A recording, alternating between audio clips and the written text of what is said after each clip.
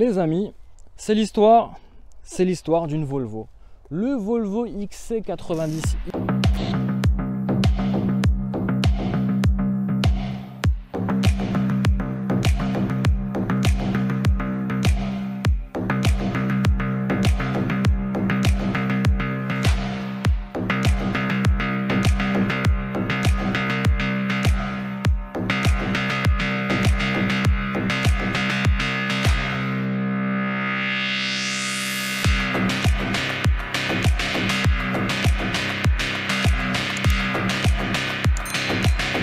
En finition, inscription luxe qui est plutôt pas mal et qui vient concurrencer directement les allemandes Mercedes GLE, BMW X5 et enfin le plus gros des trois, l'Audi Q7.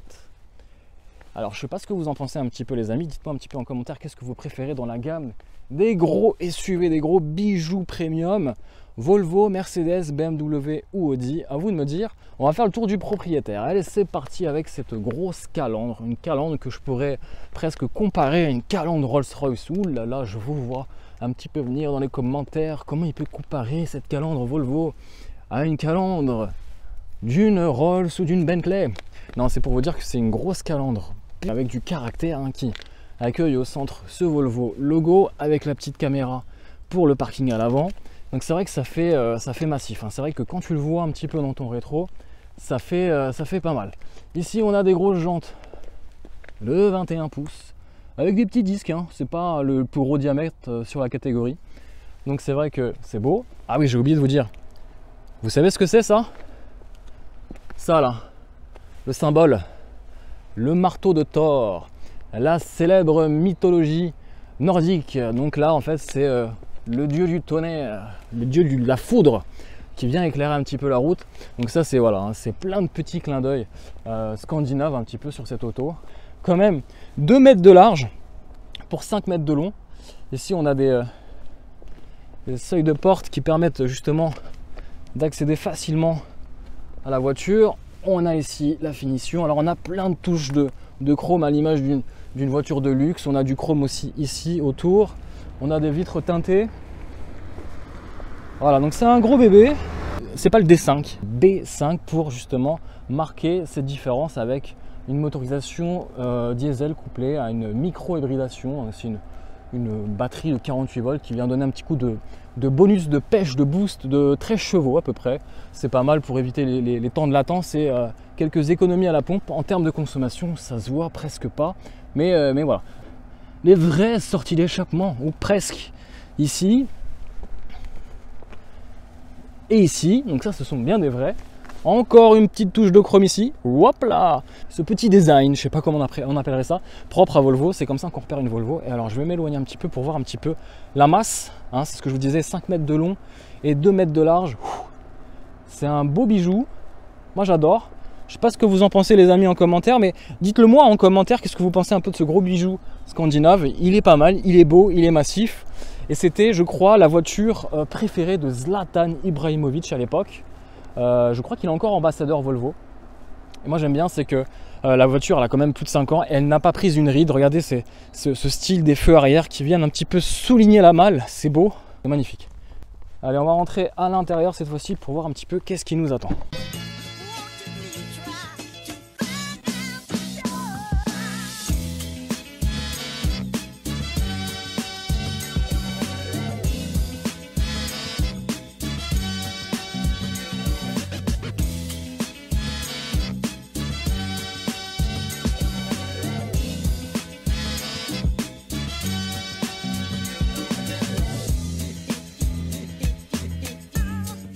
Alors à l'intérieur, vous avez vu, plaquage en bois, c'est le grand luxe à l'intérieur. La promesse, c'est de vous faire vivre une expérience assez extraordinaire à bord de ce SUV premium scandinave qui rappelle et qui reprend un peu les codes esthétiques ou les codes du luxe, à savoir Bentley, Rolls-Royce, n'ont pas de souci à se faire, mais c'est vrai que c'est plutôt pas mal les petits clins d'œil. Alors ici je vous le dirai après hein, dans la visite détaillée, on a du guillochage, on a du cristal ici sur le pommeau, c'est beau, on a des matières en laqué noir qui permet justement d'avoir encore plus de reflets dans la carrosserie, plus de profondeur. On a ici une casquette en cuir, orné d'une surpiqûre. On a un volant, un joli volant en cuir. Pareil, on a des jolis sièges massants ici. Et on a la petite couture hein, avec le flag suédois. C'est beau, c'est propre, c'est suédois. On a 3 places à l'arrière, plus 2 strapontins à l'arrière. Ça fait 7 places les amis. 7 places, ça vient concurrencer directement les monospaces. On va voir ça tout de suite. Alors, à l'arrière, petit essai rapide. Hein. J'ai pas trop le temps, on me presse. Alors, à l'arrière, on a 3 sièges indépendants, coulissants ici. Et surtout, on a un accès aux places arrière. Et ici, on a 2 autres places. Regardez, hop, une là et une autre. Je vous ferai pas la démonstration, mais c'est vrai que c'est pratique pour les grandes familles. À l'arrière aussi, les occupants sont choyés. Petit rideau indépendant, s'il vous plaît, les amis. Ça, c'est beau. Ensuite, on a aussi la sono hein, qui est reprise aussi à l'arrière. On a du plaquage de bois. On a aussi de l'aluminium. Enfin bref, tout est beau, tout est fait pour le confort. On a aussi le réglage indépendant de la ventilation. Et aussi les sièges chauffants, ça c'est bien aussi à l'arrière. Et on va voir un petit peu le coffre. Le coffre, on est sur un volume, quand on est sur un modèle 5 places, on a plus de 700 litres de chargement, autant vous dire que c'est énorme, c'est beaucoup. Et on a à peu près 300 litres de chargement quand on a mis la configuration 7 places, c'est-à-dire quand on met en place ces 2 petits strapontins qui sont plutôt aussi de bonne facture, c'est-à-dire que les passagers arrière sur les 2 autres places seront quand même confortablement assis. Et c'est vrai que ça fait du volume. Et ça, c'est plutôt pas mal. Hop, on ferme le coffre. Je pense que ça va plaire aux grandes familles. Et moi, je vais reprendre le volant pour redonner un petit peu mon avis sur le comportement routier. Au fait, pas de bouton ici pour démarrer. On démarre le moteur avec ce bouton. Il y a juste à pivoter comme ça. Et là, la mécanique se met en marche. Allez, c'est parti pour l'essai routier. Alors, c'est un petit peu l'histoire de ce XC90. C'est comme une Rolls à la suédoise. Les mots sont peut-être un peu forts, mais c'est le cas. Franchement, ils n'ont pas lésiné hein, sur la qualité de fabrication, l'insonorisation, le luxe. Enfin bref, il y a plein de codes qui rappellent un petit peu le luxe des grandes anglaises. Allez, c'est parti. Direction les Alpes pour partir en famille. 7 places. À bord de ce gros SUV pour vivre quelques sensations fortes et une expérience inédite avec ce Volvo XC90.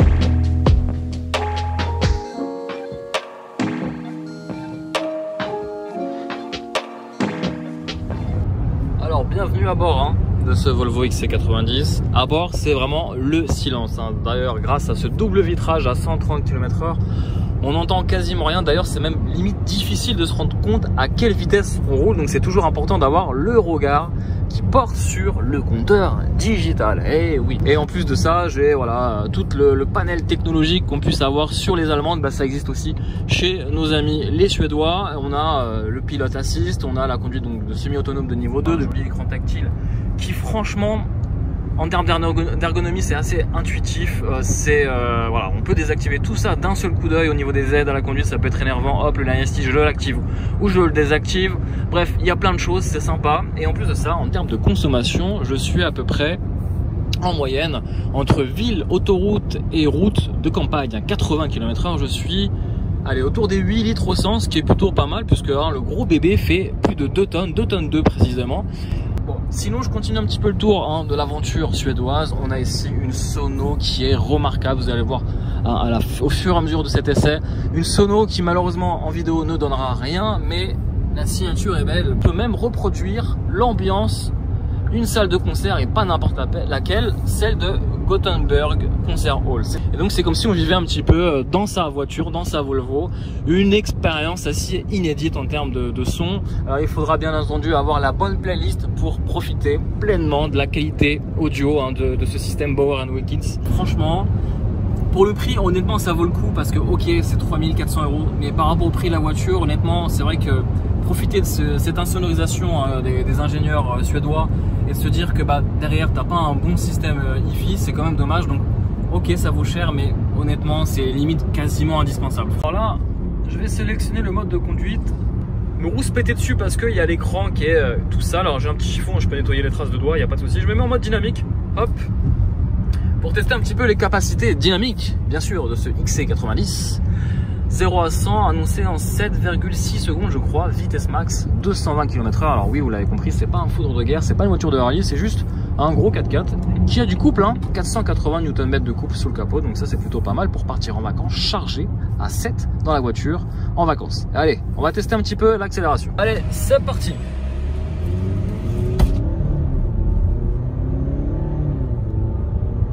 Ça pousse. C'est pas un 5 cylindres, c'est un 4 cylindres, un 2 litres, donc forcément ça pousse un peu, un moteur un peu rugueux. Bon voilà, ça fait le taf, hein. On atteint facilement les 130 voire 140 GPS bien sûr au compteur, donc ça pas de souci niveau relance, vous avez de quoi faire, il en a sous le capot. Les amis, j'ai une petite surprise. Non, je n'ai pas gagné au loto. Non, c'est juste pour vous dire quand même un petit point conso, le dernier. Hein. Je vous rassure, j'arrête de vous embêter avec les points conso. Mais c'est juste pour vous dire qu'il est capable de rouler à 6,5 litres au 100 km avec un diesel de plus de 2 tonnes sur la balance. Donc finalement, il est quand même assez économique si vous avez le pied léger sur l'accélérateur et surtout si vous avez activé le mode Eco, les amis. Parce qu'en mode dynamique, c'est sûr que on va plus tabler sur les 14 litres au 100. Mais bon, est-ce que ça sert à quelque chose de rouler très fort avec un SUV? La réponse est non, clairement pas. Le gars, on fera quasiment 1000 km avec, un peu moins, 980, ouais, voire 1000, à voir. En tout cas, ouais, faudra qu'on table un petit peu sur les 1000 km d'autonomie sur ce genre de modèle. Alors les amis, admirez ce beau petit chef-d'œuvre, un petit bijou qui trône au milieu de cet habitacle scandinave. Vous l'avez compris, on est dans une suédoise, une Volvo. Ici en fait c'est du cristal. C'est très beau à première vue, même tous les jours, même de nuit, c'est rétro-éclairé à l'intérieur, ils ont mis une LED, c'est super beau, vous allez voir en image. Ce qui est intéressant, c'est que c'est la maison Orrefors qui fabrique en fait des coupes de champagne en cristal.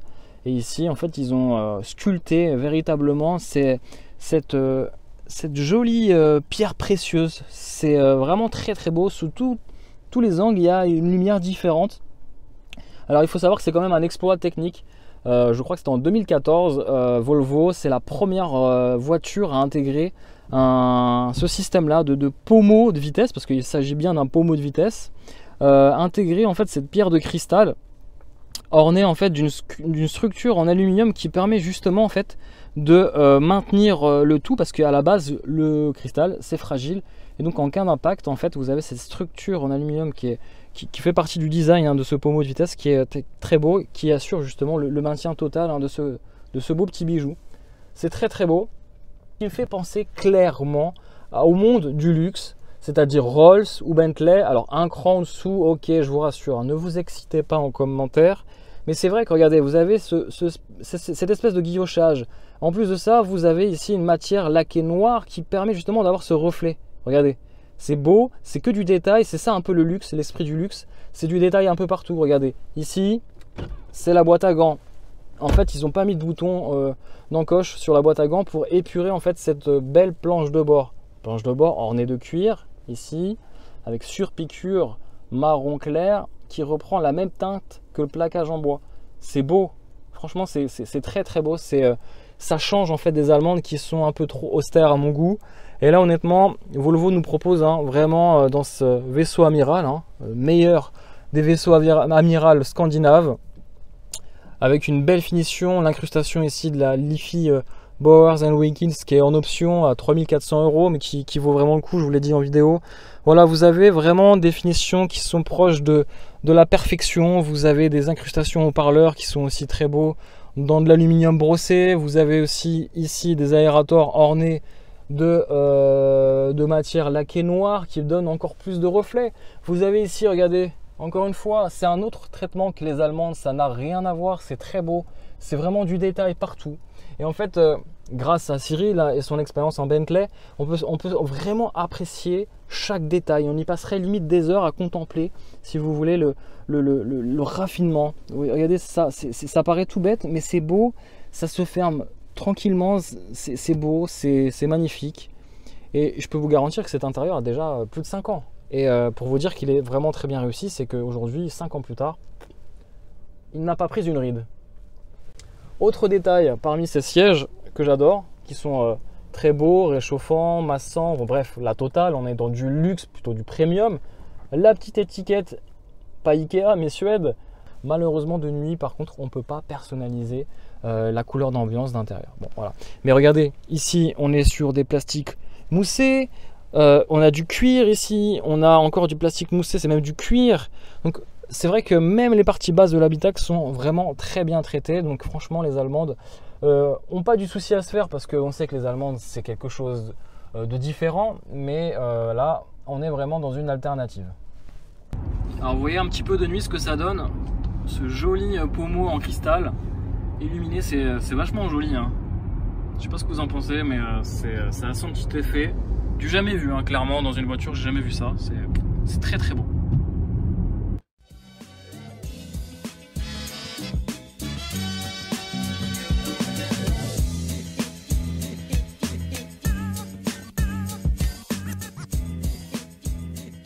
Un petit peu pourquoi on roulerait aujourd'hui en Volvo et non en allemande. J'ai ma petite idée. Si vous l'avez, n'hésitez pas à me dire un petit peu ce que vous en pensez déjà de ce XC90 en commentaire. Bien entendu, on va débattre ensemble. Et surtout, n'hésitez pas aussi à mettre le petit like. J'ai oublié de vous le dire, mais le like, c'est très important pour le soutien de toutes nos vidéos, bien sûr. Pourquoi aujourd'hui on roulerait plus en Volvo qu'en Audi, qu'en Mercedes ou qu'en BMW? En fait, ça va être très simple. C'est une question de philosophie, d'état d'esprit. Rouler en Volvo, c'est quand même rouler différemment des autres. C'est s'enlever ce côté un petit peu bling bling, ce côté un petit peu m'as-tu vu qu'ont les Allemandes. Et c'est vrai qu'aujourd'hui rouler en Volvo, ça donne une image déjà sur la sécurité. Volvo a énormément fait progresser la sécurité dans l'automobile et ils en sont fiers.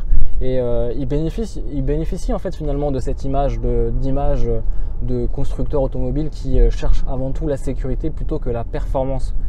C'est écrit ici. Since 1959. En fait, c'est juste pour vous dire que Volvo, ils sont fiers de montrer des petits clins d'œil à l'intérieur de la voiture sur la sécurité et toute l'évolution qu'ils ont pu faire sur la sécurité embarquée. Donc n'hésitez pas à dire un petit peu, vous, dans la catégorie des SUV premium, est-ce que ça vous plairait de rouler en Volvo ou pas, hein, je peux comprendre, c'est peut-être pas forcément votre philosophie. Voilà, dites-moi, j'ai hâte de voir un petit peu ce que vous allez me répondre en commentaire et puis on débattra ensemble, bien sûr. Merci les amis. C'est le B5. La lettre B en fait va signifier en fait que j'ai une motorisation diesel de 235 chevaux, mais surtout couplée à la technologie de la micro-hybridation. Et ça c'est plutôt bien parce que du coup j'ai une batterie de 48 volts, ce qui procure un petit boost de 13-14 chevaux qui permet justement de combler un petit peu les temps de latence que j'ai sur un modèle diesel classique. Ici, regardez, c'est instantané, hein, quasiment, vraiment quasiment. Ils annoncent à peu près entre 0,3 et 0,5 litres de consommation en moins grâce à cette technologie de la micro-hybridation. Voilà, voilà les amis. C'est un SUV et ce qu'on lui demande, c'est de transporter la famille, les familles nombreuses et surtout dans un confort de limousine. Clairement, c'est réussi pour Volvo. Après, c'est vrai que les points négatifs sont plutôt le poids et le comportement qui va plutôt être... voilà, il va prendre un peu plus de roulis, un comportement un peu ballotté à droite à gauche qui fait que finalement, ça reste un gros pépère et que ça sert à rien de mener la danse avec lui sur le mode dynamique puisque franchement, là où il excelle, c'est le confort et le silence à bord. Profitez du système audio Bowers & Wilkins de très haute qualité. Honnêtement, je vous le recommande les amis. On est autour des 65 000 €. Oui, 93 000 € pour mon modèle d'essai, ce XC90. Forcément n'est pas donné, il se met par contre cette fois-ci à la hauteur des Allemandes. Hein, c'est le prix à débourser pour un SUV premium de ce gabarit. Voilà les amis, j'espère que cet essai vous a plu, j'espère que ce XC90 et cette balade aussi en Suisse et dans les Alpes vous a plu. J'espère qu'aussi les images vous ont plu. Les amis, je vous dis à très vite pour de nombreuses aventures en vidéo. Ciao ciao.